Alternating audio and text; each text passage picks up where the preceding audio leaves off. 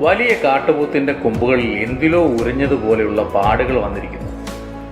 ഇത്രയും കട്ടിയുള്ള കൊമ്പുകൾ എങ്ങനെയാണ് പൊട്ടൽ ഉണ്ടാകുന്നതെന്ന് സസൂക്ഷ്മം വീക്ഷിച്ചു. ആ ചിന്തയുടെ ഉത്തരം എത്ര ആലോചിച്ചിട്ടും പിടികിട്ടിയില്ല. അതും കൊമ്പുകളുടെ ഉൾവശമാണ് മുറിവേറ്റ പാടുപോലെ വീണിരിക്കുന്നത്. അവസാനം ഒരു നിഗമനത്തിലെത്തി. കാട്ടുപോത്തുകൾ തമ്മിലുള്ള കൊമ്പ് കോർക്കലിൽ പറ്റുന്നതാവാ ഇത്. ഇതിൽ ശരിയുണ്ടാകാം, തെറ്റുമുണ്ടാകാം. വലിയ കാട്ടുപോത്തിന്റെ കണ്ണുകൾക്കും ക്ഷതം സംഭവിച്ചതുപോലെ തോന്നി. അവയെ കടന്ന് വണ്ടി കാട്ടിലേക്ക് പ്രവേശിച്ചു.